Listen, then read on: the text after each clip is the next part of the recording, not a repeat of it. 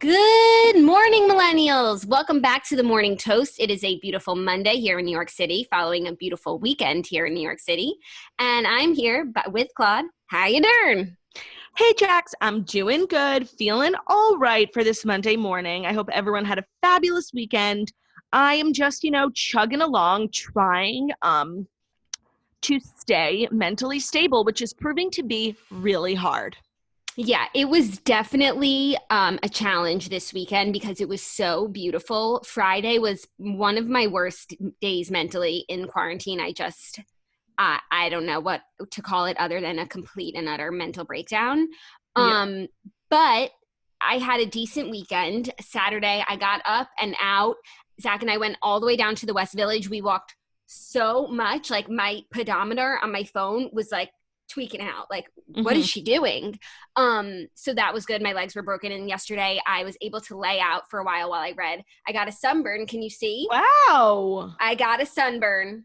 Damn. So I got that vitamin D, which I've been reading is so important right now. It is. And I've been taking vitamin D pills actually because I have no access to the sun.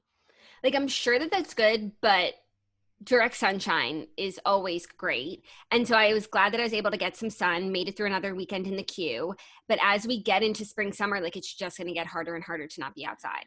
Yeah, and I'm actually curious if everyone at home is struggling so much seriously, like with their mental health. Like I never really thought I was one of those people who like was prone to such like anxiety and mood swings. And like last night was I was just like feeling so low, like all day. And then before I went to bed, I like switched onto this high that was like so unnatural. And I was like dancing and singing around my room. And it really just made me think like that I'm going crazy. Like I feel like after quarantine, or I should probably start during quarantine, like I'm definitely going to see like a licensed therapist because I'm having such bad anxiety, such crazy mood swings. Like I don't know if that's normal just because I'm stuck inside my house, because I don't remember feeling this way when life was back to normal, but like I'm really like not okay. No, I completely agree.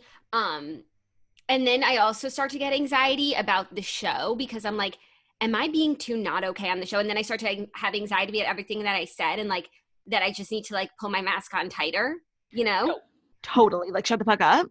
Yeah. Like, no, I'm good. It's great. I love quarantine. No, totally.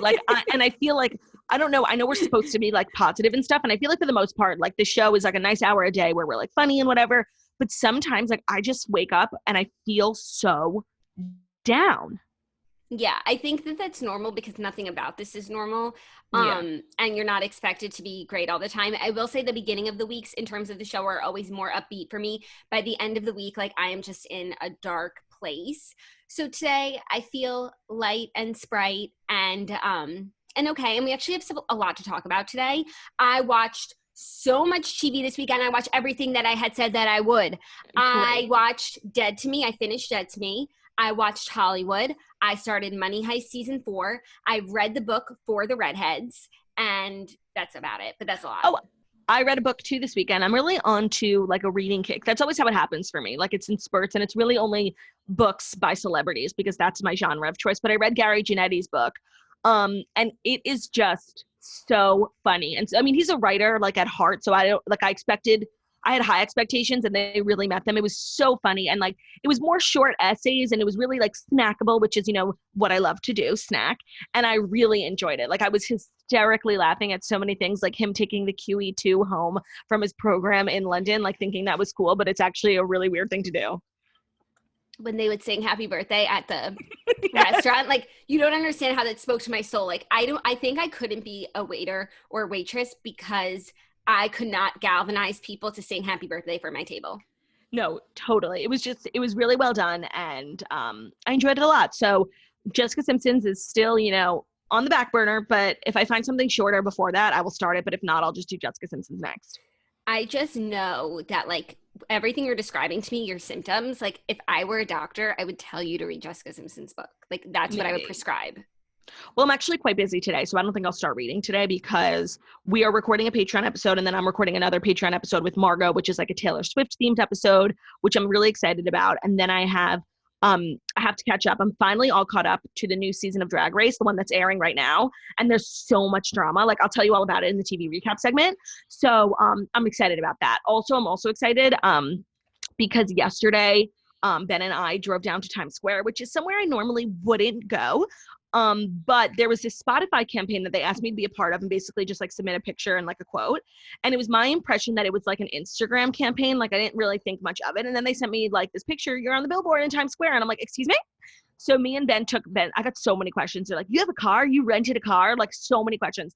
We used Ben's parents' car, Wait, which like, but like, I don't get it. What's the problem? Regardless, either. no, they were just like, it was, people weren't like trying to cancel me. They were just genuinely like shook. They're like, you have a car? It's like when you share so much about your life and then people find out something that they didn't know, they feel betrayed, you know? I feel like we've talked about Ben's car before though. I mean, it's Ben's parents' car. They let us use it whenever they want, and they haven't used it in months because they're quarantined in the city as well. But we just went and picked it up and drove down to Times Square. Of course, my luck would be, you know, getting on a billboard when people aren't allowed to leave the house. So that's just like my life. That's my career kind of in a metaphor, you know? Yeah, well, at least you're on a billboard in Times Square, and you know what? You probably got fabulous pictures because you didn't have like so many people swarming about. Yeah, no, and I got to double park in a bus lane, and nobody said a thing about it. Wow, Claudia, that's beautiful.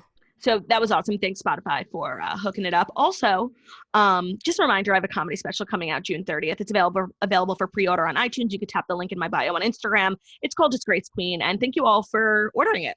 The numbers are in, the early numbers, and they're looking good. Oh, that's so exciting. I see that there's a Fichemin behind you. He looks beautiful as ever. How is he doing? He's doing good. He's reached the point in quarantine where his hair is just out of control. And I've trimmed in areas that I can, like, not to be gross, but the hair around his penis grows really fast. And when he pees, if the hair's really long, like it just gets dirty. It's a place you want, it's like pubes, like you want to keep it clean. But I'm so nervous to like put scissors near his penis. So I've been doing very small, like ear trims, belly trims, but it's gotten to a place that I can no longer handle. And of course, his bi-weekly groomer is not doing appointments. So I don't know what I'm going to do. I'm ready to like shave him with a razor, like the one that Ben uses, like a buzz cut. Okay, well, just let it grow. Like this is the longest his hair will ever be. At least, you know, let him see how long he can grow it. You know? Yes, I mean, I don't know where my mental health would be if I wasn't like quarantined with Theo. And I was thinking a lot over the weekend, like, of course, I'm so excited to get back to normal life, but I'm obviously going to have to leave Theo at home alone. Like he hasn't been alone in 3 months. And I'm having a lot of separation anxiety, even though like for New Yorkers, the quarantine doesn't even like seem to be really even close to being over. But I'm thinking about that moment when I have to leave him at home. Yeah. It'll be okay. I think by then, like, he's going to need some alone time. He has some things. Like, he hasn't been alone at all. Like, he can't go into the bathroom and lock the door and just, like, have a moment for himself. And so I think he's very much looking forward to that, like, solitude. Yeah, I guess. I mean, that hurts my heart to think that he's, like, trying to get away from me. But it's okay. He's feeling good. His spirits are high. And he's, like, I think he's feeling this, like, weight and this burden on his shoulders because so much of my sanity, Ben's sanity, your sanity, like, relies on the well-being of Theo. So he just wants... He's soaking up all of our emotions, and it's a lot for him to carry. He needs to be the best version of himself, which is not always easy. Totally. I'm just like loving this sunburn because even though I'm so anti-sunburn and like I if I usually had a sunburn, like I would never be showing you guys, but it's just a reminder that Jackie Oshry, was in the sun. Like, no, it's a battle scar. No, it's like I'm just wearing it with pride. Like I'm so excited that I have a sunburn. Sorry, it's a new sensation. Scar. It's a badge of honor. Truly. I'm just loving it. Even though it's like patchy and not. No, it's beautiful. It's beautiful. Jackie, that's beautiful. A lot of stuff happened over the weekend, actually. So we do have a decent amount of stories along with a great TV recap segment. Oh my God, I've got so much for you guys in the TV recap segment. Like I finally sat down with my television. Oh, and I just want to say I read the Redheads book. It took me all of yesterday, but so I was still able to read it in a day, even though I really didn't plan on it. We're not recording till Wednesday. So like now I have to like just try and keep it in my head. But I saw a lot of mixed reviews because there's a lot of different characters. It's confusing, which is why I chose it. Like I just needed us to all level up in terms of level of book. Yes, exactly. And I really liked it. I obviously have a lot of thoughts, but overall it kept me so interested, and it's an interesting story with lots of twists and turns and a lot of different characters. I know people found that part confusing. I didn't, but sometimes when you're confused, you just need to keep reading, and then eventually that part that you didn't get before will make sense afterwards. So it's like Shutter Island. I would 100% recommend that people read it. It's called The Glass Hotel, and the new episode of The Redheads is dropping on Thursday. Very exciting. Also, just a quick update in my life. Like, this is what my life has come to. I recently made the transition, as in recently on Friday, from the Amazon Fire Stick to the Apple TV. And I was an early adapter to the Apple Fire Stick. The Amazon Fire Stick, I have like 3 in my house. And it was just like one day it stopped working. Like, it is the slowest piece of shit ever. But at the end of the day, it gets the job done, even though you'll be watching Hulu and then it'll be like, sorry, we decided to stop working. And like, you want to open Hulu? Cool. Do you have 30 minutes to spare? It's just like not a good thing. But it's like so cheap. And it just, I don't know, I got comfortable with it. But I finally made the splurge on an Apple TV in my bedroom. And wow, what a superior platform. Like, the way it integrates with your phone when you want to type something, all of a sudden this app comes out that you didn't even know. And it's like, hey, want to type instead of use this remote? And it's just fabulous. The remote is really small and keeps getting lost in my blanket. And the fact that you have to charge it is annoying, but I'm so much happier with the box. 1, you're preaching to the choir. 2, get a cover for your remote that's like a grip. That way it doesn't start like slide everywhere. It's a game changer. 3, you need to charge it once a year. Like, oh, really? It never needs charging. Every once in a while, my thing's not working. I'm like, maybe it needs to be charged. I don't even know if that's the problem, but so I charge it. Oh, also, I gave myself a manicure this weekend, and I think it's been my most favorite manicure in the queue so far. Check it out. It's all very different. Pastel. I feel like my hands are just like Skittles. Like, I'm loving it, and it's really improving. Like, look at these hands. Don't look at mine. So I'm feeling really great about that. I'm so happy for you. Okay, so I think it's time to just jump right in, no time like the present, right? Oh, sis, you're preaching to the choir. There's no time like the present to get into the fast 5 stories that you need to know before you wake up and take a bite out of your morning toast. And that's true, Jax, but if you would just allow me 1 minute to let the toasters know that today's episode is brought to you by Mejuri. Mejuri makes fine jewelry for every day. It's fairly priced, handcrafted, and ethically sourced. Mejuri's mission is fine jewelry for my damn self. We may be going nowhere, but we're definitely getting dressed. Jewelry is one of the easiest ways to upgrade your work from home look, especially shoulders up. Think 14-karat solid gold staples, they're light as air hoops, barely there chains, and everyday diamonds. They also have bolder pieces like chunky chains, ring stacks. You could take a trip to Paris with their croissant edition and experiment with sterling silver and white gold pieces. Their new items drop every Monday all year long, so if you're working from home, so is Mejuri. You can book a digital one-on-one appointment and live chat with a stylist, get answers to all your burning questions like how can I style this, can I mix metals, what's my ring size, and so much more. Wherever you are, Mejuri stylists are here to help, and you can get free shipping on US and Canada orders, plus easy returns and a 2-year warranty. Head to mejuri.com/toast for 10% off your first order. That's mejuri.com/toast for 10% off your first order. We love wearing Mejuri, especially on the toast. It really elevates, a pantless look. And if you're taking Zoom calls all day and you want to impress that cutie from HR, get yourself a dainty chain or a cute earring. That's exactly what I need today. I'm so RDH that I didn't get my Mejuri out before this because like now I'm realizing like that's what my look is missing. To complement your sunburn for sure. Exactly. To just bring it out and like radiate sun. Totally. Okay, cool. Okay, our first story is the big story of the day. Bachelorette Hannah Brown apologizes after saying the N-word on Instagram. Quote, there is no excuse. So here's the story. Hannah Brown has issued an apology for saying a racial slur on social media during a since expired Instagram live video. She wrote, I owe you all a major apology. There is no excuse and I will not justify what I said. I have read your messages and seen the hurt I caused. I own it all. I am terribly sorry and know that whether in public or private, this language is unacceptable. I promise to do better. She found herself in hot water on Saturday night when she repeated the N-word while singing the lyrics to DaBaby's hit single, Rockstar. Fans watching along caught the moment, immediately confronting her in the comments. And she said, I did, seemingly surprised, according to the clips from the live. She said, I'm so sorry. No, I was singing. I'm so sorry. I really don't think I said that word. I don't think I said that word. But I'm like, oh God, she continued. I'd never use that word. I'd never call anybody that. We don't say that word. So if you've seen the video, which you probably have by now, she realizes it in the video and she's like giggling and blaming it on her brother. Is her brother Patrick? And then her poor friend Brooke. Like, to me, what's so egregious about this whole thing is her reaction in the video and then her apology, like both of which were not sufficient. And it's not on me to demand an apology from her because I'm not Black, but like I just see this as a person who comments on cancel culture, and this is just not the way to do it. Yeah. There's been a lot of conversation about this. And I think actually something I'm going to say positive that's come out of this is Rachel Lindsay went on Instagram Live yesterday, really just doing an explainer 101 as to why white people can't use this word, say this word, or even sing this word. And I feel like some people know that you can't sing the word, but they don't get why. And she did a fabulous job of explaining it, like so articulate, to people who just like don't understand why white people can't sing that word. If it's in a song, then don't put it in the song. And like Right. that word has so much history, weight, and cruelty and racism behind it. And it's like the least we can do is just not sing it. Is just not. And like, honestly, if you don't know that by now, like, what is you doing? Like, you cannot say that.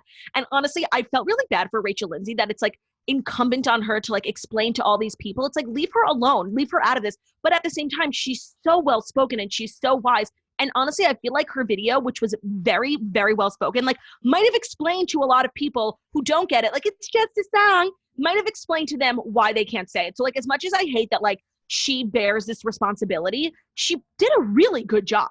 She did a really good job. And I feel like the conversation has turned away from Hannah Brown and more into like, can she sing it? Can she not? And so Rachel was really speaking on that. And I feel like she did such a great job. She also went on her Instagram stories and told everyone to watch a video and also said at the end of the day, why are you fighting so hard to be able to say this word? Yeah. And that's that on that. Yeah. And also to me, what was so interesting about the Rachel Lindsay of it all was Rachel came on and she was like, there was a million things Rachel could have done when speaking about this, but she said she took the route of like, instead of calling someone out, giving them an opportunity to learn, DMing Hannah. And she didn't say that exactly, but I got the vibe that she DM'd Hannah and maybe wanted them to go live together and just talk about it. Explain. Hannah could be like, I thought this. And then Rachel was like, actually, no, it's this. And it's the vibe that I got. She didn't say in specifically, but I got the vibe that she turned down the opportunity to go live with Rachel or do something with Rachel, which I just thought was such a mistake. I mean, Rachel, to be honest, like there's really no way out of a situation like this from a PR perspective. Like it is bad all around. But to me, Rachel Lindsay really offered her this like wonderful teachable moment. It's to be honest, like when it comes to cancel culture, it's not always about what you do. It's also about how you react. And to me, like Hannah failed on all fronts. Like what she did was terrible and how she handled it was also terrible. Like an Instagram story apology that disappears in 24 hours without really, I don't know. I always think like, how would I want someone who offended me to handle it? And that's not how I would want them to handle it. That story goes away in 24 hours. And that's just not, to me, that doesn't seem like she really cares. Yeah, or she just didn't think it was as big of a deal as it's becoming. You know, she thought that it would, like, just like the news cycle, it would be gone in 24 hours. She doesn't need to put this on her feed forever, you know, and have that be there forever. Mm-hmm. No, I totally agree. I didn't get the vibe necessarily that Rachel was going to go live with her, but I think Rachel's point was like, whatever platform you used to convey your offensive message, you must use the same one to apologize and make it right. And doing an Instagram story is not the same as doing an Instagram live. And she said, if you're brave enough to go on Instagram live and use that word, you should be brave enough to apologize for it on Instagram live. And I think that's a very fair point. Rachel Lindsay for president. I totally agree. I like, and it's so funny how people in the Bachelor community, and I didn't even realize I did too, like they just turn to Rachel Lindsay in most situations because she's so wise. Like, what does Rachel have to say? Like, I'll think what Rachel thinks because she's so smart. And I'm glad that she used it as an opportunity, not to be like catty and call someone out, but like for genuine, like knowledge and just teaching people, because the amount of people who are defending Hannah is like disappointing to Rachel and to everyone. Yeah. And I think there were so many ways she could have went about speaking on this, and the way that she did was just chef's kiss. I totally agree. I wonder if we'll hear from Hannah again. We'll keep you posted on that. I hope we do. That is just not sufficient. Yeah, I would agree. So I feel like that's always kind of how it happens. Like you get like a first apology and then you get like backlash for the apology. So then you do like another bigger apology, you know? Yeah. I mean, this is just bad. Yeah. No bueno. It's bad, especially for a girl who like aside from, you know, having a called off engagement, which is just like she was, you know, America's sweetheart victim, like for a girl who's squeaky clean, like. Right. Universally beloved from the second she stepped on the scene. Like, you get used to that kind of praise. And of course, canceling someone is bad, but like to go from such a high to a very low, like that just, it's not good. No, it's not. Okay, this next story I'm so interested by. It was all the talk of the toasters last night. The Call Her Daddy podcast. Yes. Call Her Daddy podcast hosts have, quote, turned on each other, an insider says to Page Six. Okay, so this past weekend, Page Six, they've been kind of following this story. They're really the only ones, I think, like someone's giving them information, reported a story that Alex and Sophia from Call Her Daddy, as we all know, they stopped doing their podcast about 5 weeks ago, leaving a trail, like Free the Fathers. Also, I'm obsessed with them, so I've just been like following this. I'm also obsessed with like podcast news and like a female duo. They're so funny. I love their friendship. I just like feel personally invested in this story. So then this weekend it came out that Alex and Sophia are like butting heads. And that was a twist that I did not see coming. Then last night, Dave Portnoy dropped an episode on the Call Her Daddy podcast feed explaining what's been going on from his point of view. And while, like he said, no one's ever called him a liar, like he's definitely a lot of things, but he's not untruthful. So I believe what he's saying. I also think there's a lot of like perspective and context from the other side that we're probably not getting. Yeah, I also think quickly that this New York Post article was probably filled with a lot of misinformation because Page Six isn't exactly known for their truth telling. And the woman who wrote this article has like a vendetta. I remember there was like this whole drama about a photo shoot last year. Like, this woman hates to Call Her Daddy girls. So I just think it's important to keep that in mind. And I'm obviously taking the side, no matter what, of the female podcast duo, just because that's me. But I just feel like there's definitely some truth in this article, but I definitely feel like a lot of it is fake. That's what I'll say. Okay, well, they had a lot of like what Dave said was like truthful information about, you know, Sophia's boyfriend kind of shopping around the show, Wondery offering them a deal. Apparently a lot of that was true. But I'm sure it's filled with things that aren't true. Right. So then Dave started just spitting numbers. And he basically said, well, first of all, what I found interesting is that Alex and Sophia were not paid the same up until now. Sophia was paid a little bit less, but Dave explained that like he found the podcast through Alex. Alex did all of like, you know, the communication, bringing it to Barstool. As far as he knew, Alex was doing all the editing. And this was where it started to get sad for me because like I just feel like as a podcast duo like you and I, there are some podcasts where it's like the host and then the sounding board. But I feel like if you listen to their show or you watch their YouTube videos or their Instagram stories, like even though one of them might do a little bit more work sometime, like they are really a duo. And even like an Alex show on her own would be good. A Sophia show on her own would be good. Like the two of them together, like something magical happens. Like I feel like it's the same thing with you and I. Like there's something about our dynamic that people just enjoy, and they have that same thing going on. So to hear that they, one, weren't being compensated the same, like made me understand why maybe later now Sophia like didn't come back to the table, and two, made me realize like that was never a good thing for a partnership. You have to be 50-50 or it's just like a host and then the producer who chimes in. Yeah, and so when their contract with Barstool was up, when their podcast stopped, was not up. So that's what I had thought too, that they were like, their contract was up, they were about to renegotiate. That's what I assumed. That's why I thought they stopped recording episodes. Their initial contract was 3 years, and they just decided that they wanted to renegotiate because obviously the show is so big and they wanted more money. They wanted the IP for the show. They wanted more. And you know what?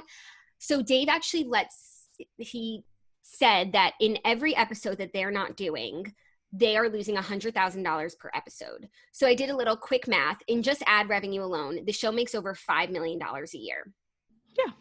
He told us that the final offer that he offered Alex and Sophia, which was honestly, when you listen to it from Dave's perspective, is very generous. They very much came to the table, was $500,000 guarantee each, which is a lot of money. Yeah. But for a show that makes over $5 million a year, and it's all on their backs, they don't even go into the office. They probably just send in their episode. What's a little quick math? They're making a fifth together, so they're making a 10th separately. You want to have like more skin in the thing that you own. I mean, of course. And as two people who run a podcast network, have a successful podcast, and know a lot of the numbers behind it, their show is much bigger than ours. If they were on their own, not a part of like a company, just got a regular podcast deal, and were selling ads and doing merch and maybe going on tour, they could each easily be raking in $5 million each. So I understand like being upset, like being on salary and just like having to and to be honest, like Barstool totally gave them their start. But I don't even really feel like their audience is like that type of people anymore. It's like college girls, and they're like, I mean, I'm on TikTok all the time, and they're always doing like call her daddy stuff. Like it's really reached this new group of people and this new audience beyond the Barstool huge audience. And I don't know if they could have gotten there without it, but I understand the frustration of being like, we are sitting on a diamond. Yeah, no, and like they exceeded all expectations. Barstool has a ton of podcasts. I think Call Her Daddy is either number 2 and probably sometimes number 1 when it's a crazy titled episode, you know? Yeah. And so you have to know your value. And I feel like so many people are calling them greedy and like they should have, you know, you don't bite the hand that feeds you. And it just makes me feel defensive. Like, would we be saying this if they weren't like just 2 young women? Yeah. No. Oh my God, we'd be like, they're entrepreneurs. Those 2 men. They give them the respect they deserve. Oh my God, totally. And so while I also thought that it was the end of the contract, that does change things a little bit. But for me, it's like, honestly, I can't say that I wouldn't do the same. Yeah. I just feel like, what do I feel like? I don't even remember anymore. So no, I don't know. I heard where Dave was coming from, and I think ultimately the deal that he offered them in the end, they probably should have taken, but now it has turned into like Alex wants that deal. Sophia didn't. So Alex took that deal. The deal that Dave initially offered them was each $500,000, 50-50 in everything. At the end of 1 year, they can walk away with their show, which is a great deal. Yeah. Alex wanted it. Sophia didn't. Alex went to Dave and said, like, I want this deal. So she wound up with 75% of it. And now if Sophia comes back, she would only get 25%. And that's not going to work. No, that's not going to work. So now Dave was like, we're going to maybe give Alex her own show. And if Sophia wants her own show, we'll give her one too. But like, I just wish that I need them to talk to each other. Like, girls, I know. you have is like, in this business, like, you have each other. Like, what you have is so special. I don't know much about the history of their relationship, but like their friendship is so sweet. So many people just like look at them and love the friendship that they have. They're so funny. The show is magic because of the 2 of them together. And I understand maybe sometimes it feels like Alex does more work, or like Sophia, you know, it's just, and also the Sophia boyfriend thing was like a lot of drama.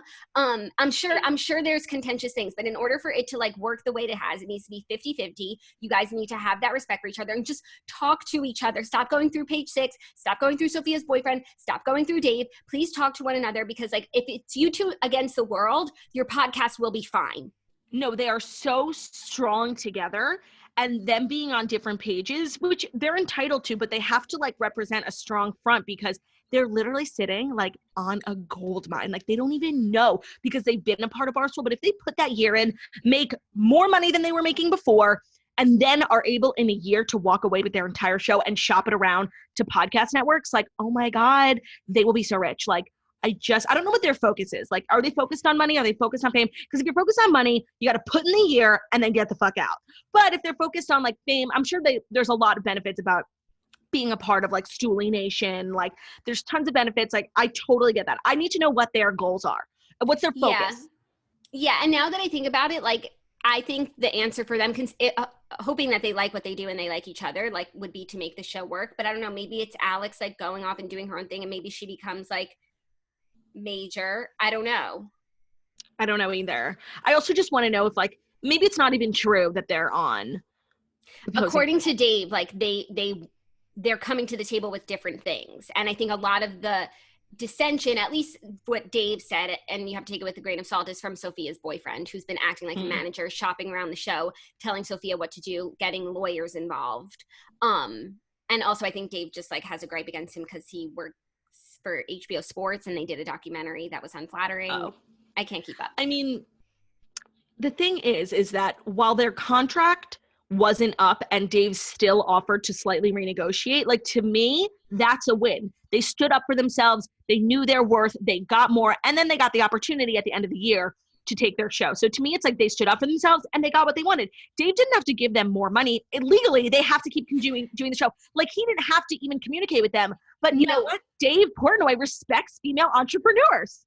Honestly, that's not really what it was. Dave Portnoy needs cash now to pay his employees during coronavirus. And due to the pandemic, it actually worked in their favor, where it's like he wanted them to just start doing episodes again so they could get that $100,000 per episode and he could pay his employees.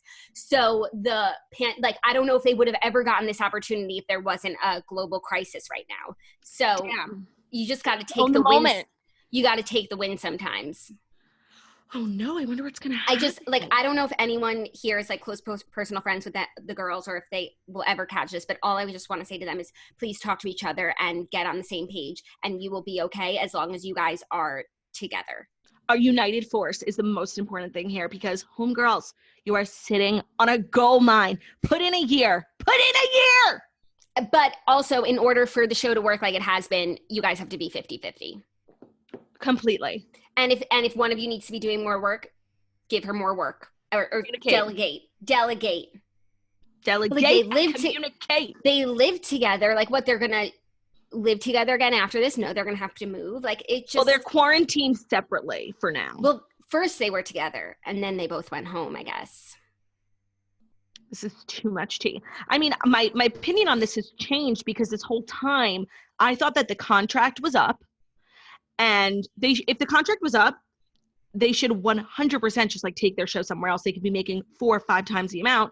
And even though they might not be able to take the name Call Her Daddy, they'll start a new show. Call Me. Yeah, it doesn't matter. It was going to be called The Fathers at Wondery. Whatever. Like, it really doesn't matter. I'm sure to them it seemed like a big deal to like lose the name of their show that they spent a year building, but it's the Morning Breath 2.0. Like, it seems like a big deal, and then a year in retrospect you're like, nobody cares. Like, you have the audience and that's all that matters. So if the contract was over, I would have said run. But now this is the first time hearing that it wasn't over. They just demanded more money, and they ended up using the global pandemic to their advantage, and they should have just taken that deal 50-50 and ran. But now that Alex is on board with Barstool, Sophia's not, I'm not entirely sure what's going on. I know. I think they might have overplayed their hand a little bit. And and I think in order for it to work, so Alex needs to now give Sophia back that 25% that she gained in going alone. Yeah.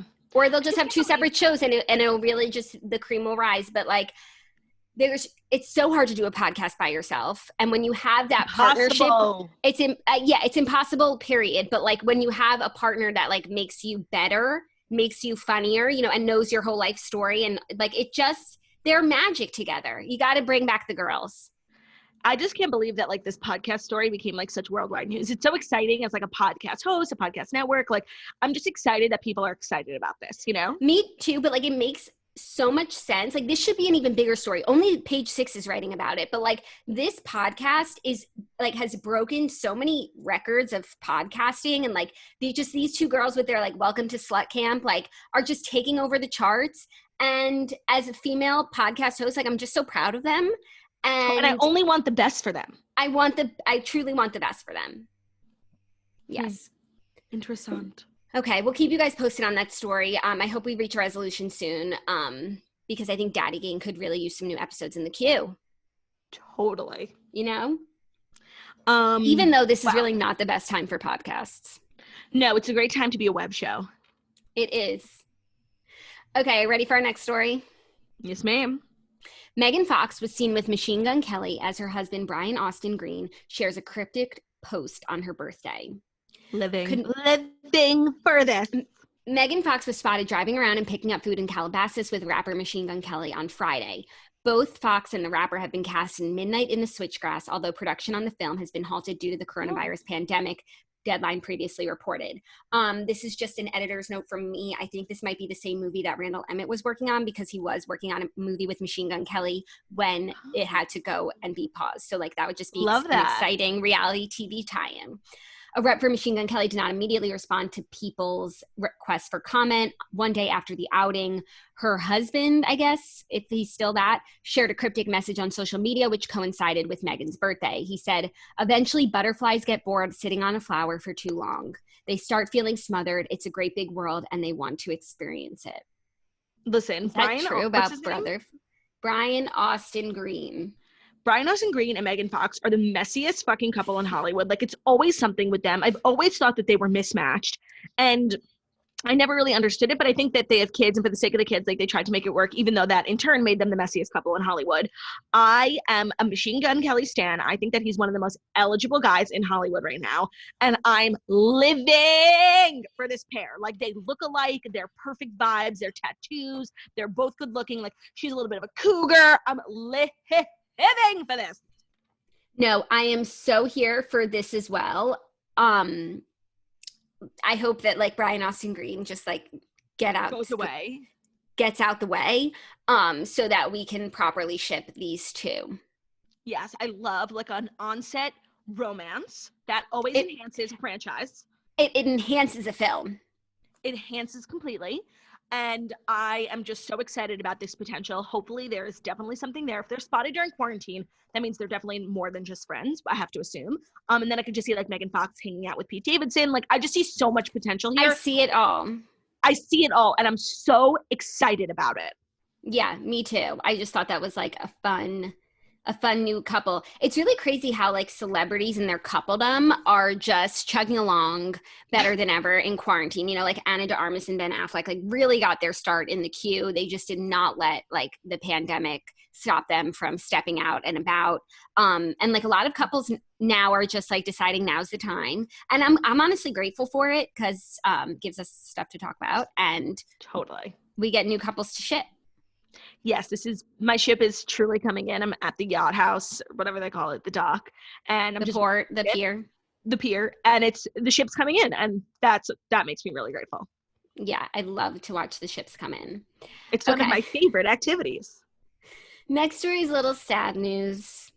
Fred Willard, Best in Show comic actor, has died at the age of 86. Fred Willard, the comic actor who delighted audiences in beloved films like This Is Spinal Tap and Best in Show over his more than 50-year career, died Friday at age 86. He died of natural causes, his family confirmed. Okay, well, this is like a Jerry Stiller. You know, it's very sad, but at the same time, someone had a long, happy, successful life and died of natural causes. Like, it's a celebration of life. It's all you can hope for. Yeah, but they always say like celebrities die in threes, and it's so true because Jerry Stiller, and then yesterday, did you hear a terrible story? Mark Maron's girlfriend, who's a director, died because she just recently got ill, and now Fred. Yeah, that was a terrible story. Terrible. Mm-hmm. But they say it happens in threes. I guess I hope this is the third and final then. Yeah, very sad. But Fred Willard, one of my favorite characters from Modern Family, Phil's dad, and it was honestly such a perfect casting. They look alike. Yeah, they do. That's so funny. So funny. Yeah, that's great. We're wishing his family well. Rest in peace. A comedy legend. Peace. Okay, fifth and final story is a little biz news. And the biz news is brought to you by Stamps.com. For all of our sakes, we need to avoid crowds any way we can right now. But what if you need to go to the post office? What if you need postage to ship out letters and packages? Don't worry, Stamps.com is here to help.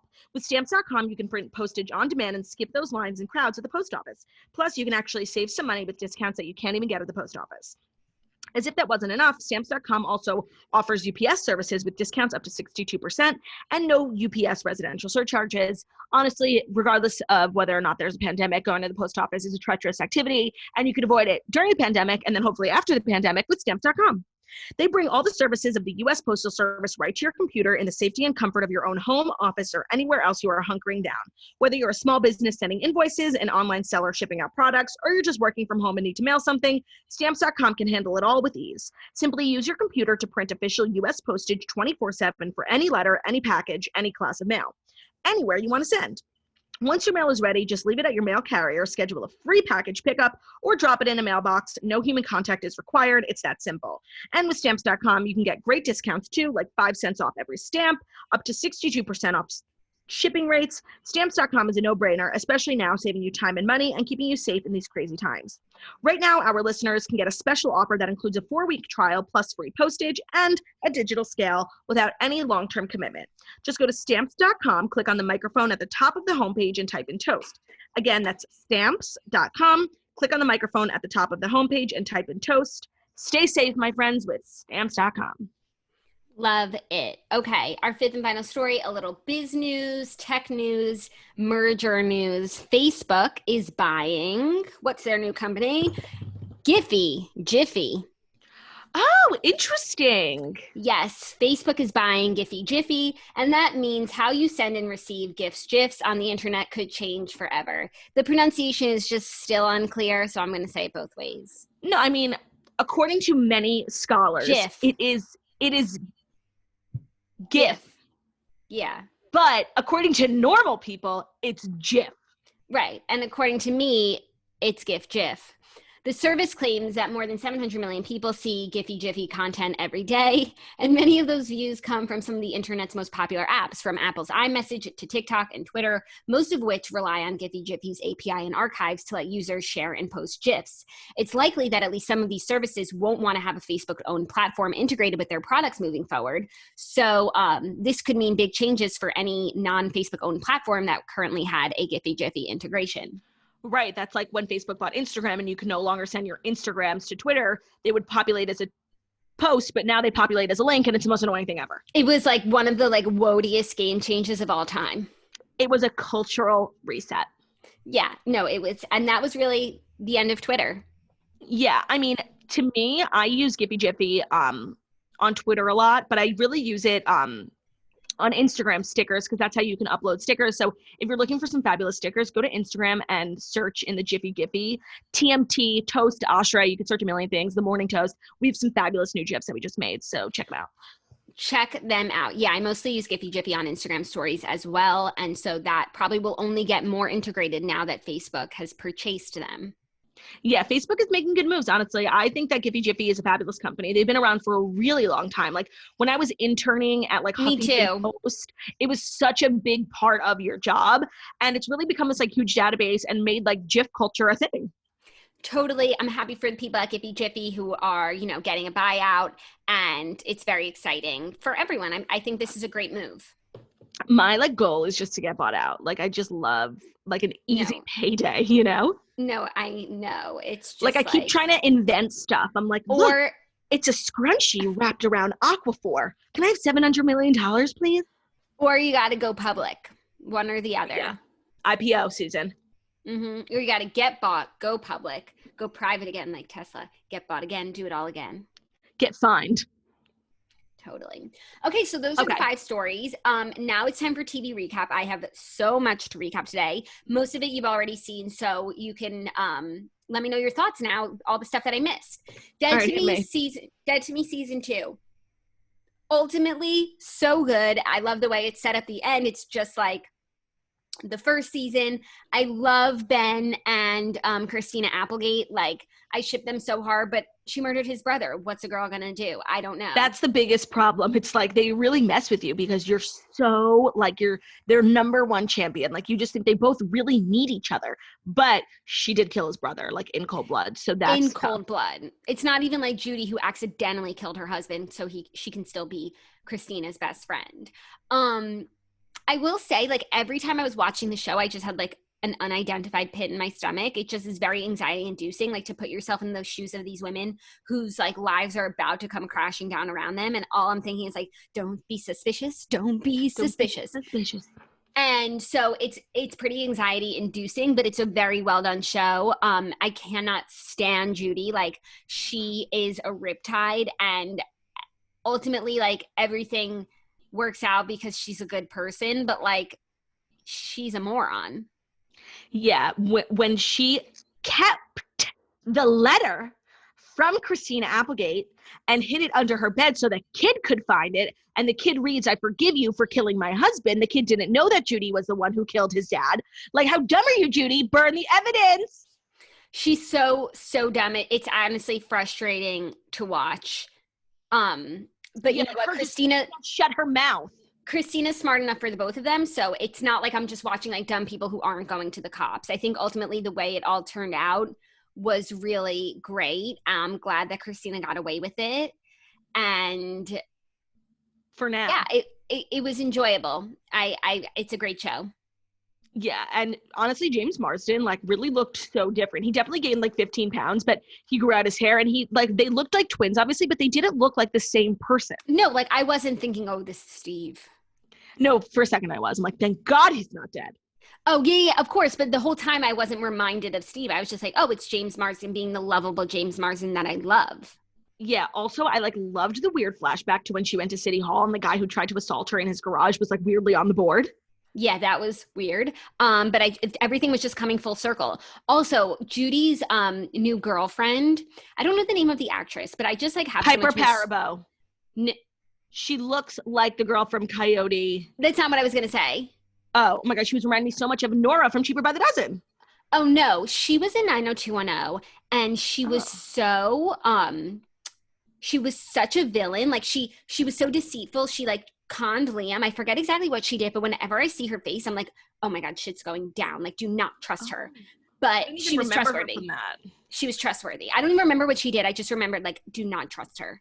You just remember feeling betrayed by her. I did. And like Liam, just justice for him, you know?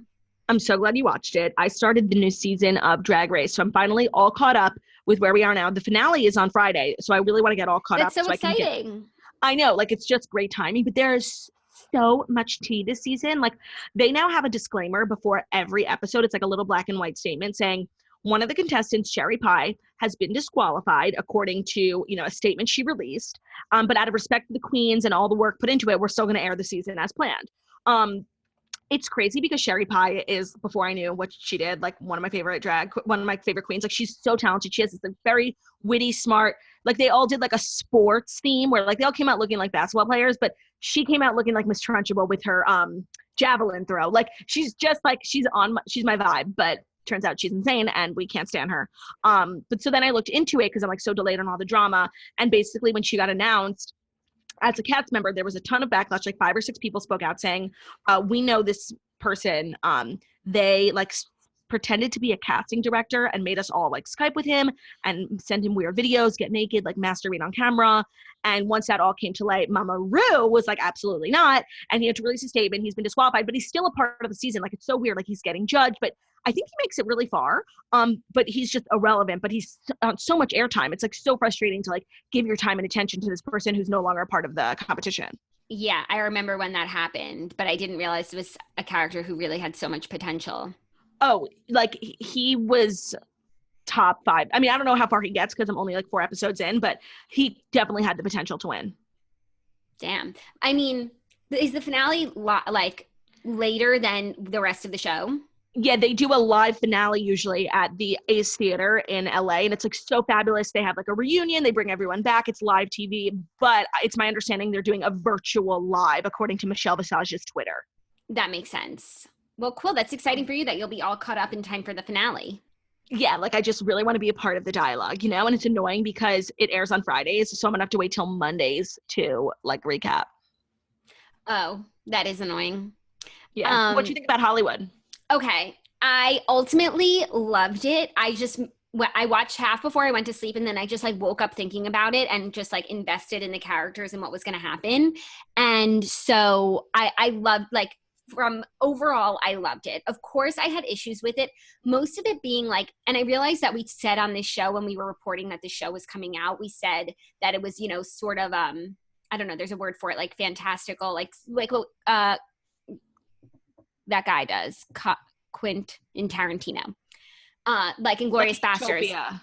Yes, where everything goes the way that you want it to go. But there's a difference between saying that like Hitler was killed during the war, which everybody knows that he wasn't, versus this movie that comes out and Hollywood's doing the right thing and everyone's winning awards. And I'm like, the whole time I'm like, was Meg a real movie? Are these real actors? Like, but I know that Rock Hudson is a real person. So they're using real historical things and coupling them with, obviously utopian elements that they want to be true, but I think it's like historically misleading because here I am. Yes. If I didn't do research afterwards, I would be like, wow, 1950s Hollywood, so progressive, but that's just not the case. And so while I love this show, I really do think that when you're going to use some real people and then make it not true, there needs to be a disclaimer at the end that explains what actually happened. Like that Rock Hudson lived in the closet his entire career. I assumed that he was out the whole time until I looked into it. Right. So like, unless you do your own research. And by the way, it's incumbent on some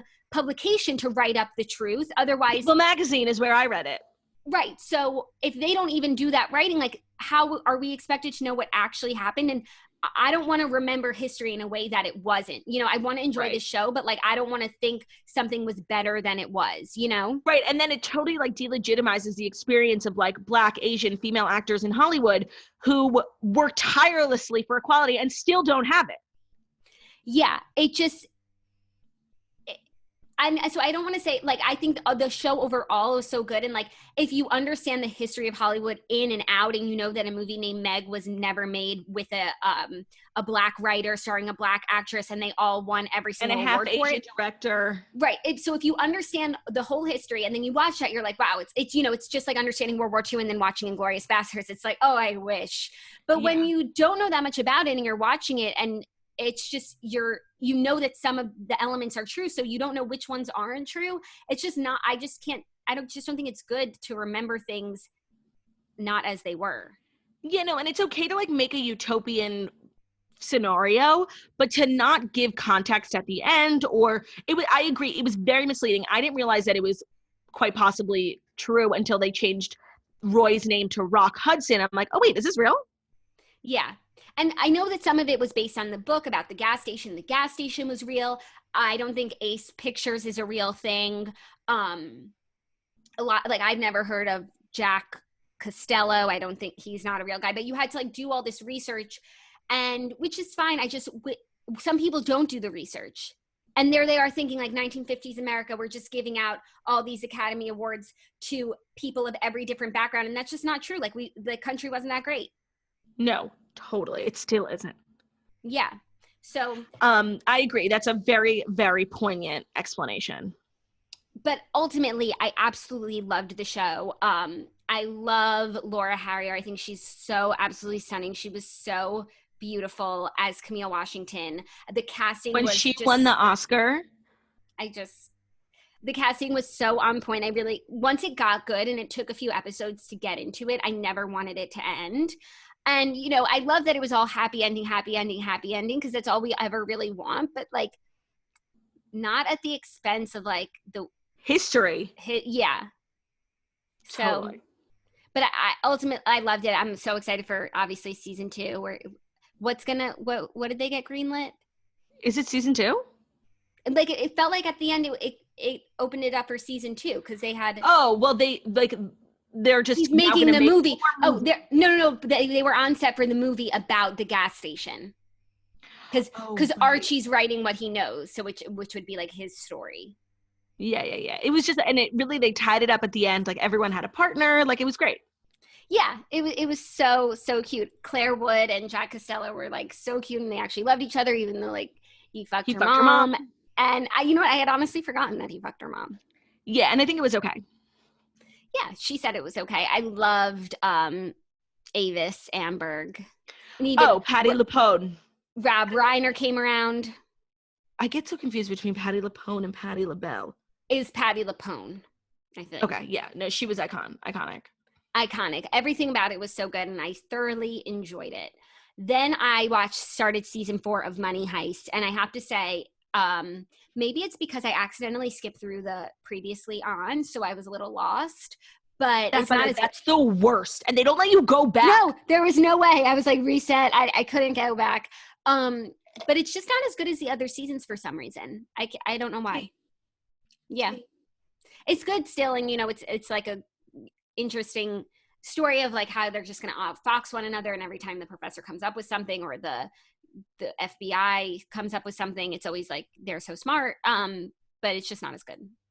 Oh, you know what else I watched? There's this documentary on Netflix.